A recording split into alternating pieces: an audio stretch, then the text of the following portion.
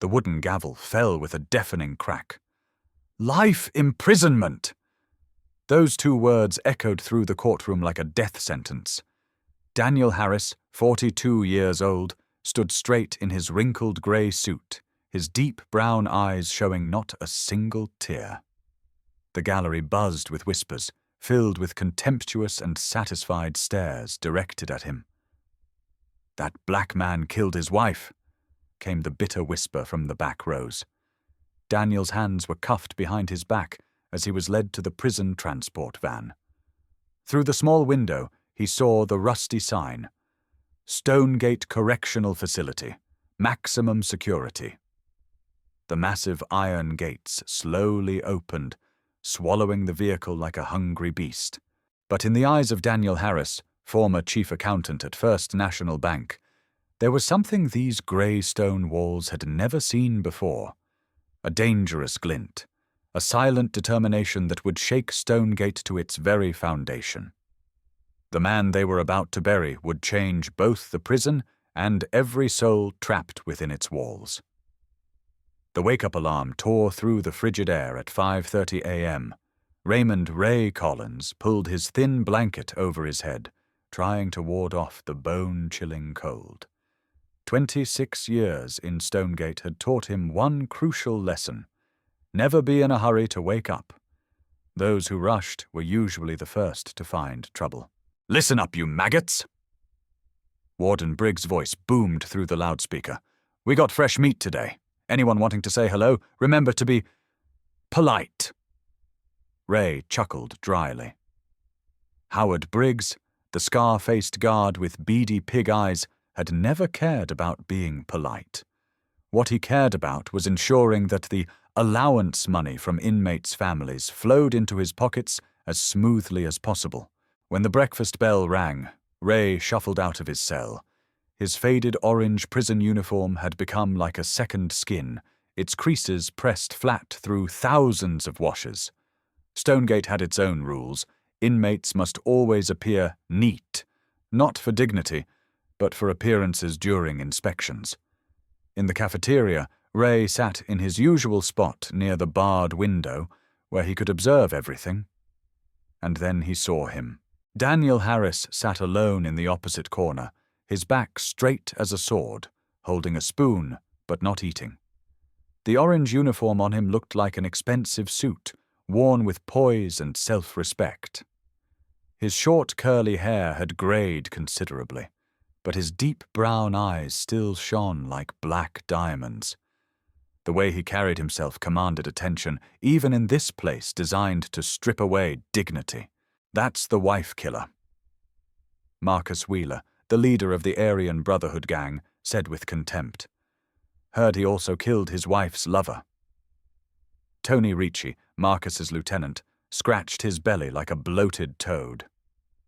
"This one looks like trouble. Think we need to educate him a bit." But Ray wasn't interested in their threats.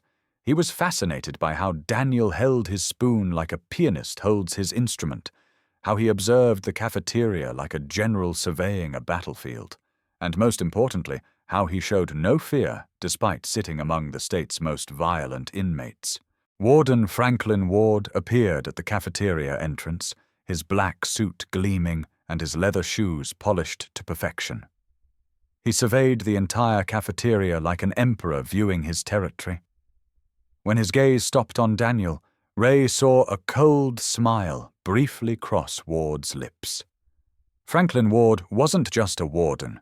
He was the emperor of an underground empire where dirty money was laundered through fictitious rehabilitation projects, where uncooperative inmates disappeared in the night. "Welcome to hell, accountant," Ward whispered, just loud enough for Daniel to hear as he passed by. Daniel looked up, their eyes meeting. No fear, no pleading, only a cold calculation that Ward had never seen in any inmate before. As Ward walked away, Daniel smiled slightly, the smile of a man who had just found his target. 3 days after Daniel Harris set foot in Stonegate, Warden Howard Briggs was sweating bullets. The notice from the Internal Revenue Service lay on his desk, like a death warrant. Comprehensive personal asset audit, complete within 15 days. Damn it! Briggs punched the wall, making his outstanding guard certificate rattle. 20 years of collecting taxes from inmates' families had given him 3 houses and a Lexus, none of which could be explained by a guard's salary. The office door burst open. Daniel Harris entered, carrying a thick file. His orange uniform had been pressed flat, buttoned to the top like a business suit. "Warden Briggs." Daniel's voice was deep and warm like a cello. "I heard you're having tax troubles." Briggs startled, his small pig eyes narrowing. "Where'd you hear that from?" "I was the chief accountant at First National Bank." Daniel placed the file on the desk. "And I know how to make numbers." Reasonable. In the silent office, only the ticking of the wall clock could be heard. Briggs opened the file, his eyes growing wider. Complex spreadsheets, phantom investments, asset transfer schemes, all presented neatly like a work of art. "What do you want?" Briggs asked, his voice trembling. "Protection, and access to the library." Briggs laughed dryly. "A scholarly black man? Fine, but remember, one wrong word, and you'll learn why Stonegate is called the graveyard of the clever." News of the deal spread like wildfire. In prison, no secrets stayed hidden for long. Marcus Wheeler punched the wall of his cell, making his Playboy posters fall down. "Who does this black bastard think he is?" Marcus roared, his face red as a boiled lobster. "Daring to work with the guards?" "Boss, I think we should teach him a lesson." Tony Ricci rubbed his hands together like shovels. That night, when Daniel was reading in the library, 3 men came looking for him. No guards, no cameras. This was Stonegate's dead zone. "Hey, accountant." Marcus approached, his breath heavy with cheap cigarette smoke. "Who do you think you are?" Daniel slowly closed his book, Les Miserables by Victor Hugo, and looked straight into Marcus's eyes. "I'm someone who will survive in this place. What about you?" Tony swung his fist at Daniel, but he dodged gracefully like a ballet dancer. The 1,200-page book struck Tony's temple, and the big man fell like a felled tree. "You can kill me," Daniel said, his voice calm as if discussing the weather. "But then who will help Briggs avoid federal prison?" Marcus stopped, his small brain processing the information. "What are you talking about?" "The IRS isn't just auditing Briggs. They're investigating the entire Stonegate system. Anyone with money outside, anyone with unexplained bank accounts, they'll know everything." Marcus's face went pale. He also had family money from outside, proceeds from undiscovered drug deals. A week later, Daniel was appointed librarian and financial advisor for Warden Ward's projects. These projects had fancy names: Community Reintegration Program, Inmate Education Fund, Infrastructure Improvement Project. But in reality, they were just funnels for laundering dirty money. In the private office Ward had given him, Daniel sat before an old computer, his fingers dancing lightly on the keyboard. Every number he entered was carefully calculated, just enough to satisfy Ward, just enough to create loopholes that only he knew about. "Real talent." Ward stood behind Daniel, holding a glass of expensive whiskey. $20 million laundered clean in just 1 month. You're a genius." "I'm just doing what I do best, Warden." Ward laughed coldly. "You know, I almost believe you're innocent. Someone with your talent killing his wife? Doesn't make sense." Daniel stopped typing, looking up at Ward. "What if I really am innocent?" "Wouldn't matter." Ward took a sip of whiskey. "You're here now, and you'll be here forever." That night, in cell number 237, Daniel sat writing on a small piece of paper. It was a letter to Tommy Lane, a 19-year-old inmate serving time for theft. Tommy had told Daniel about the night of the incident.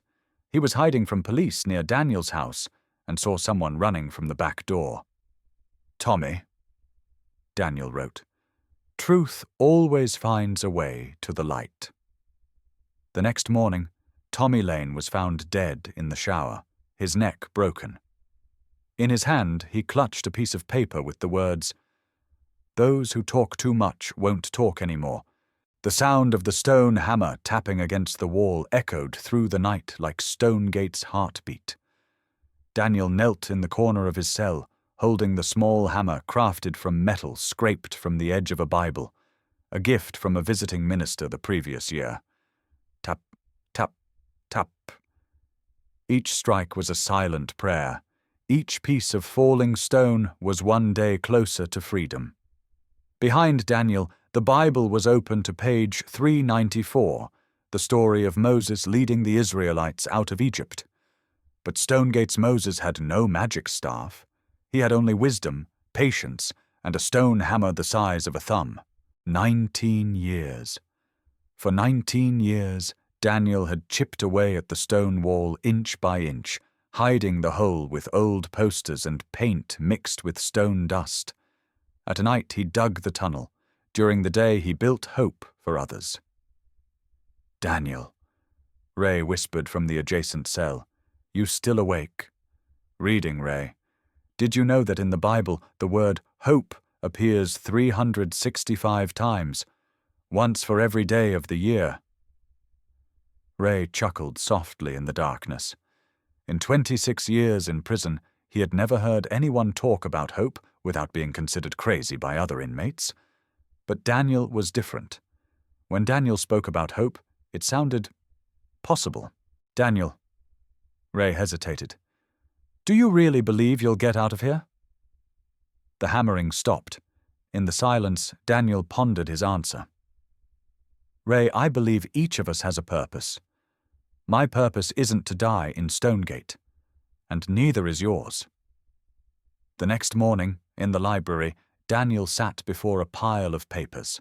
Not financial spreadsheets for Ward, but grant applications to major publishers. Each line was written by hand with care, like love letters sent to knowledge. "Dear Penguin Random House," he wrote, "I am Daniel Harris, librarian at Stonegate Correctional Facility. We are seeking to build a comprehensive education program for 800 inmates." Maria Santos, Ward's young secretary, stopped by and read over Daniel's shoulder. "You think they'll send books for free?" "You know, Maria." Daniel looked up, his eyes bright as stars.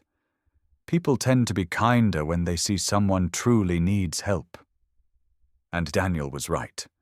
Week by week, boxes of books poured into Stonegate like waves of knowledge. From classic novels to college textbooks, from trade manuals to psychology books.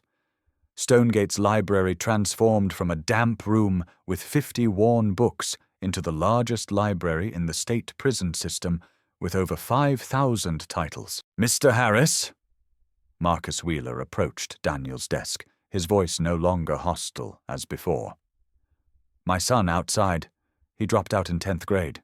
You got any books about how to talk to kids?" Daniel smiled, handing Marcus a copy of How to Talk So Kids Will Listen. "This is the best book I know on the subject, Marcus." That afternoon, in the exercise yard, a strange scene unfolded. Instead of the usual fights, dozens of inmates sat in small groups, learning the alphabet together, solving basic math problems together, reading stories aloud from books. Jake Morrison, a 45-year-old inmate serving time for bank robbery, was teaching 3 young inmates how to write. "Hey guys," Jake said, his voice gentle as a kindergarten teacher. "The letter F is written like this." "Thank you, Teacher Jake." A 20-year-old inmate said, his eyes sparkling. "I never knew how to write my name before." Daniel stood watching from afar, a strange emotion rising in his chest. Not the joy of victory, but a deep sense of peace. As if after 19 years of searching, he had finally found himself. "You're doing something dangerous." Ray approached, his voice worried. "Ward doesn't like changes. He prefers Stonegate the old way, full of violence and easy to control." "Some things are worth the risk, Ray." Daniel replied, his eyes still watching the study groups. Education is the most powerful weapon to change the world. That night, in his cell, Daniel wrote his final letter. Not to publishers, not to charities, but to Ray Collins. "Dear Ray," he wrote, the dim light from the hallway illuminating the page, "if you're reading this, it means I'm gone. Don't look for me in obvious places. Look where ocean waves kiss white sand, where the sun rises from the blue sea. You'll know the place when you see the solitary palm tree on the beach." He folded the letter carefully, hiding it in the last page of The Count of Monte Cristo, Ray's favorite book. Tap, tap, tap. The stone hammer continued its work. After 19 years, the tunnel was 27 feet long, running straight from the corner of his cell to Stonegate's main storm drain. Only 3 inches remained. While digging, Daniel discovered something he hadn't expected. An old plastic bag full of documents. Evidence of Ward killing Tommy Lane and many other inmates. Someone had hidden them in the wall years ago, waiting for someone to find them. Monday morning, June 15th, marked exactly 20 years since Daniel Harris had first walked through Stonegate's forbidding gates, and the transformation that had taken place was nothing short of miraculous. Instead of the usual harsh wake-up alarm, the first sound that echoed through the cafeteria was thunderous applause from 400 inmates celebrating one of their own, achieving something most had never believed possible. "Ladies and gentlemen," Daniel announced from behind the makeshift podium constructed from library tables, his voice carrying authority and warmth, "I want you all to join me in congratulating Carlos Martinez, who has just become the 127th inmate to earn his high school diploma through our education program here at Stonegate." Carlos Martinez, 34 years old and serving his 8th year for drug trafficking, walked toward the podium with tears streaming down his face and his orange prison uniform pressed until it looked almost formal. "I want to thank Mr. Harris," Carlos said, his voice shaking with emotion as he accepted his diploma, "for teaching me that my past doesn't have to define my future. When I came to prison, I could barely read at a 5th grade level. I thought I was stupid, worthless, destined to spend my whole life in and out of places like this. But Mr. Harris showed me that intelligence isn't about where you start. It's about how far you're willing to go to improve yourself." The applause that followed was unlike anything that had ever been heard within Stonegate's walls. These were men who had spent years believing themselves to be society's failures and rejects, and yet here they were celebrating academic achievement as if it were the most precious thing in the world. Among the crowd, Marcus Wheeler stood with tears in his eyes, holding the letter he had just received from his son, the first communication they had shared in over 5 years. Jake Morrison sat in the front row, his own high school diploma earned just 6 months earlier displayed proudly in his cell, alongside the acceptance letter from the State University's correspondence program, where he was now pursuing a bachelor's degree in education. At 45 years old, Jake had discovered a passion and talent for teaching that had given his life meaning and purpose. But not everyone in Stonegate was celebrating the transformation that Daniel had orchestrated. Warden Franklin Ward stood at the back of the cafeteria, his face a mask of cold fury as he watched inmates who were supposed to be broken and compliant instead displaying pride, hope, and mutual respect. This was not the Stonegate he had carefully constructed and maintained for over a decade. Daniel Harris. Ward's voice cut through the applause like a blade, commanding immediate attention and silence throughout the cafeteria. "My office, immediately." The tone carried all the menace and authority that Ward had cultivated over years of ruling Stonegate through fear and intimidation, but Daniel met his gaze calmly and nodded with respectful compliance. In Ward's luxurious office, with its mahogany furniture and expensive artwork that seemed wildly out of place in a correctional facility, the two men faced each other across a gulf of competing philosophies. Ward's office was a monument to his ego and corruption. Leather-bound books he had never read, awards celebrating his administrative excellence, and photographs of himself with politicians who had no idea of his true nature. 20 years, Ward said, opening Daniel's thick file and spreading its contents across his desk like pieces of evidence in a trial. 20 years you've been here, living quietly, keeping your head down, doing your time like a model prisoner. And then suddenly, you decide you're going to transform my prison into some kind of educational paradise? What the hell do you think you're doing? Daniel sat with the same composed dignity he had maintained throughout his entire incarceration, his hands folded in his lap and his expression reflecting calm confidence. I'm not transforming anything, Warden Ward. I'm simply helping the men here discover capabilities and potential that they didn't know they possessed. Education doesn't change the fundamental nature of a place. It just reveals what was always possible. Bullshit! Ward exploded, slamming his fist on the desk with enough force to make his expensive pen set jump. You think I don't know what you're really doing? You're making these animals think they deserve something better than what they have. You're giving them hope, and hope is dangerous in a place like this. Daniel's response was delivered with the patient tone of a teacher explaining a concept to a struggling student. And why exactly is that a bad thing, Warden? Since I began the education programs, disciplinary incidents are down 60%. Violence between inmates has dropped to the lowest levels in Stonegate's history. Guard overtime costs have decreased dramatically because you don't need as many officers to maintain order when inmates are occupied with productive activities.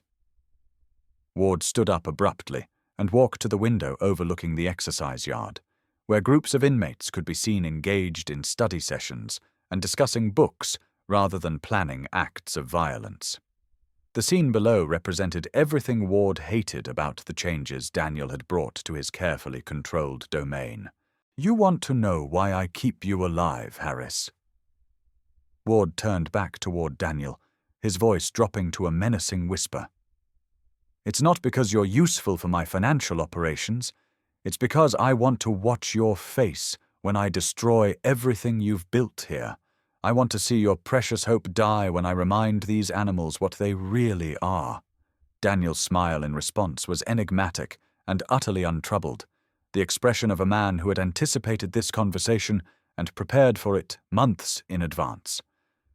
Warden Ward, with all due respect, there are some things that, once they take root in the human heart, cannot be destroyed by anyone. Knowledge, once gained, cannot be unlearned. Self-respect, once discovered, cannot be easily abandoned. That night, Daniel worked by candlelight in his cell, writing individual letters to key inmates who had participated in his education programs. Each letter was personalized, addressing specific achievements and offering encouragement for continued growth. To Marcus, he wrote about the importance of modeling the behavior he wanted to see in his son. To Carlos, he emphasized the responsibility that came with education, the obligation to help others climb the same ladder he had climbed. Dear Jake, Daniel wrote, his handwriting flowing across the page with the same care he had once given to important business correspondence. You have discovered something that many people never find in their entire lives, your true calling and purpose.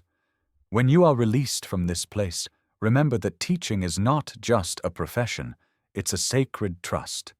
You have the power to change lives, to open minds, to give hope to people who have none. As Daniel wrote these farewell letters, he could hear the familiar sounds of Stonegate settling into its nighttime routine. Guards making their rounds, inmates calling out to friends in neighboring cells, the constant background noise of an institution that never truly slept. Soon, if his carefully laid plans succeeded, he would never hear these sounds again. But the work he had begun would continue long after his departure. Tap, tap, tap! The final 3 inches of concrete and mortar that separated Daniel from freedom yielded to his patient efforts like everything else in his life. Gradually, methodically, with careful attention to detail and unwavering commitment to the ultimate goal. As the last pieces of debris fell away, Daniel felt the cool night air flowing through the opening he had created, carrying with it the scent of rain and the promise of a world beyond Stonegate's walls. The storm drain that lay beyond the hole in his wall was exactly as he had calculated it would be, large enough for a man to crawl through, sloping gently downward toward the drainage outlets beyond the prison's perimeter fence. Daniel had studied the construction blueprints during his work in Ward's office, memorizing every detail of Stonegate's infrastructure with the same thoroughness he had once applied to corporate financial reports.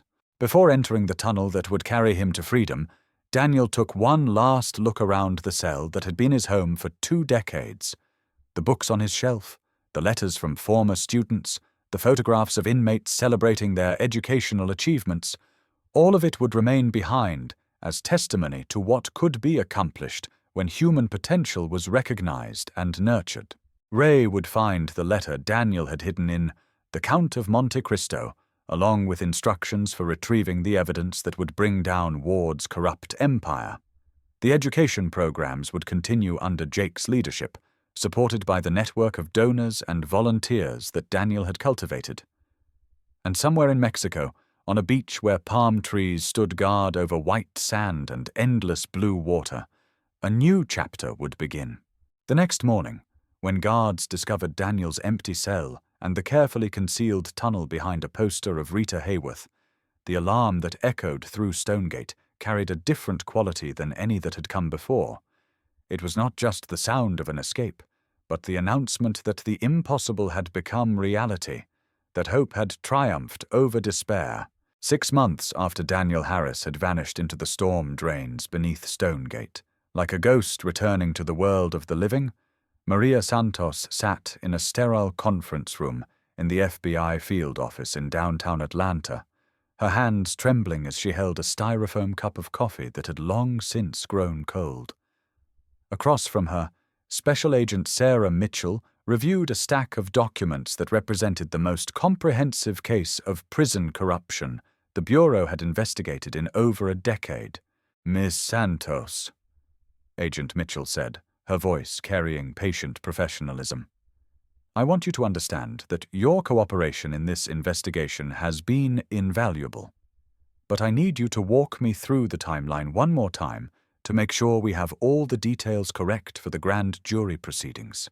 Maria nodded, wiping tears from her eyes as she remembered the fear and moral conflict that had consumed her during her final months working at Stonegate. The package arrived at the Washington Post on a Monday morning in September. The return address was simply listed as "A Friend of Justice," and the postmark was from Mexico City. Inside the envelope was a complete financial audit of Warden Ward's operations, going back over 8 years. She paused, taking a shaky sip of the cold coffee before continuing her testimony. There were bank records, photographs of meetings with known drug dealers, documented evidence of money laundering through fake rehabilitation programs, and detailed records of at least 7 inmates who had been murdered to protect Ward's secrets. Everything was meticulously organized and cross-referenced, like it had been prepared by a professional accountant who understood exactly what evidence would be needed to build an airtight case.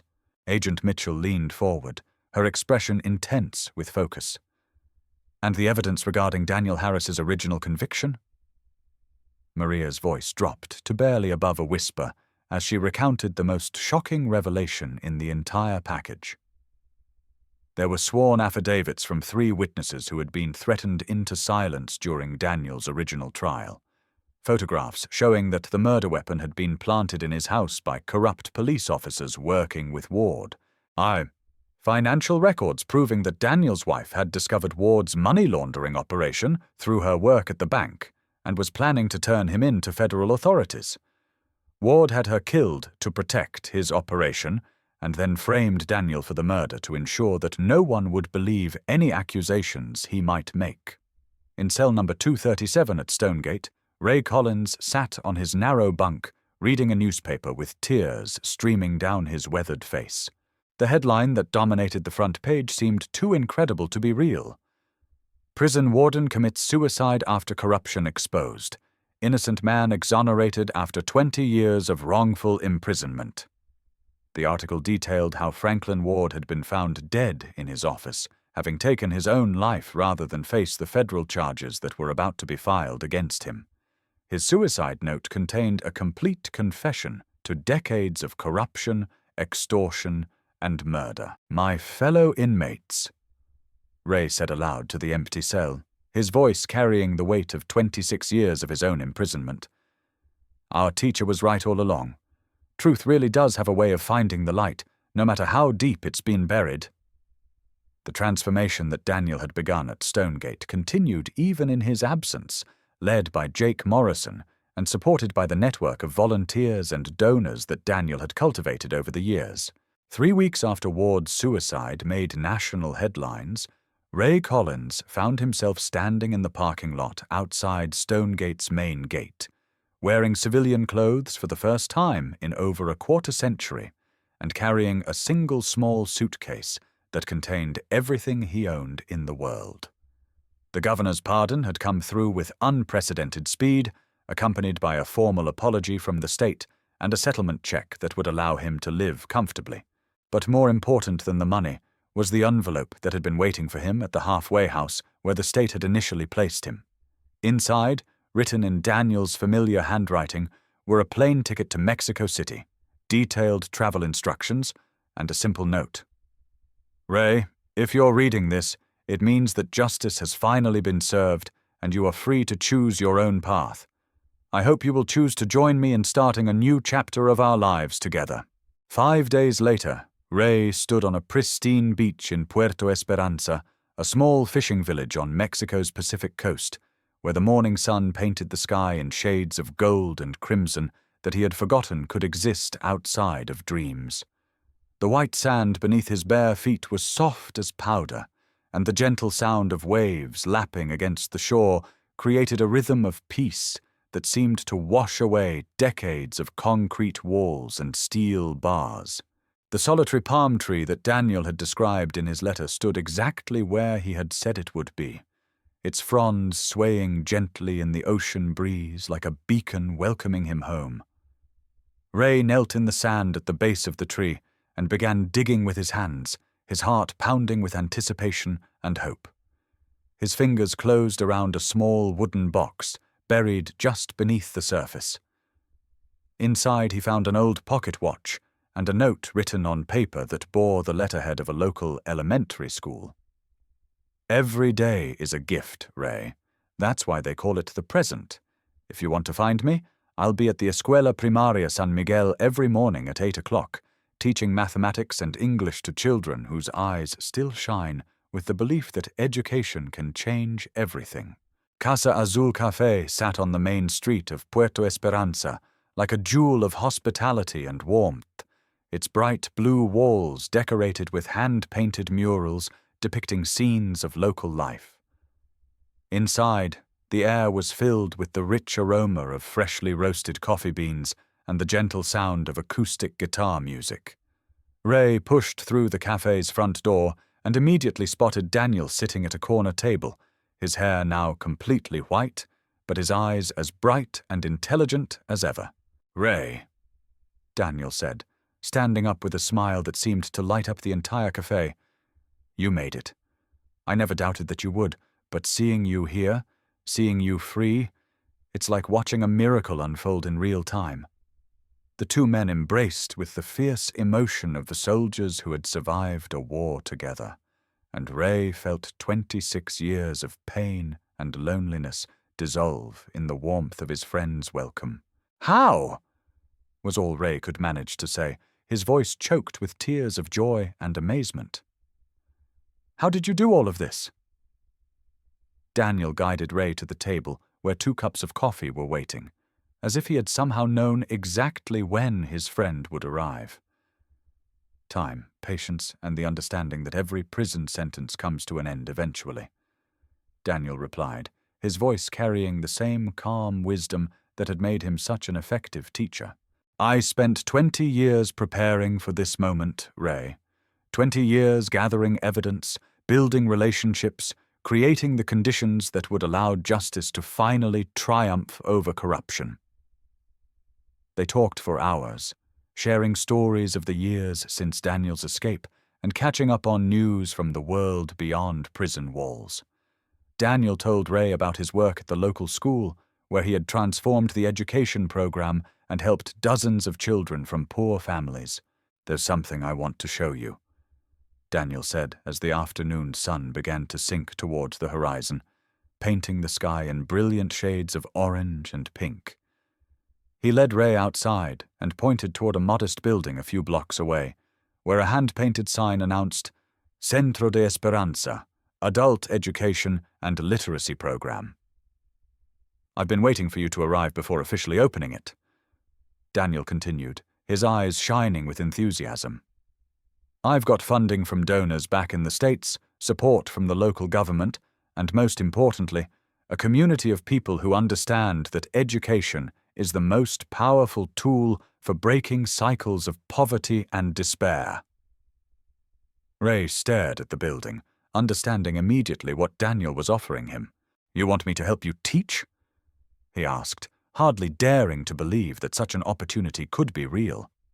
"I want you to be my partner in this, Ray," Daniel replied, his voice carrying absolute sincerity.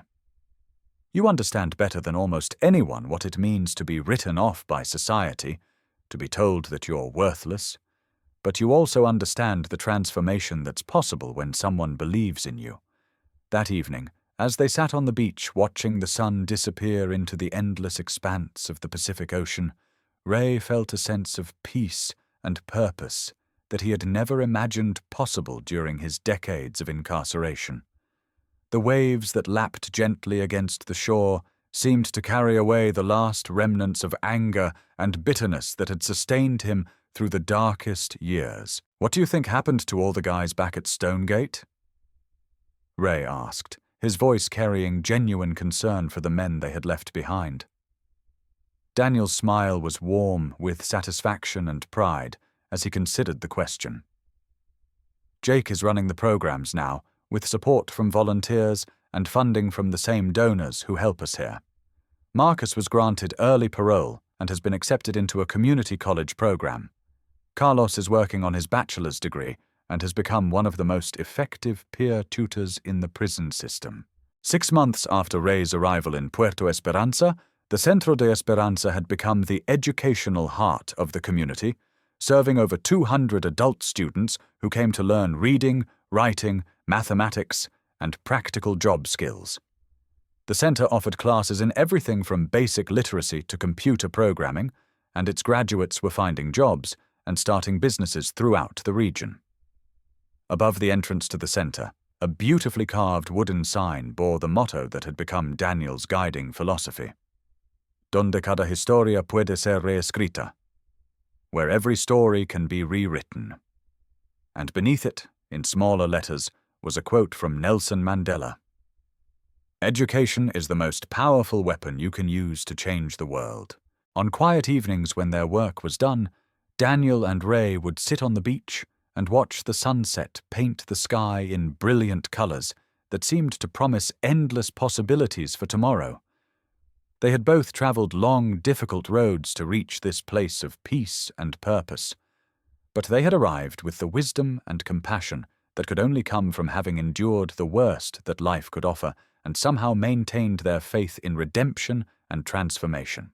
The waves that whispered against the shore carried their dreams for the future, dreams of students who would graduate and go on to help others, dreams of communities transformed by the power of education and hope, dreams of a world where every person would have the chance to discover their own potential and write their own story of success and fulfillment.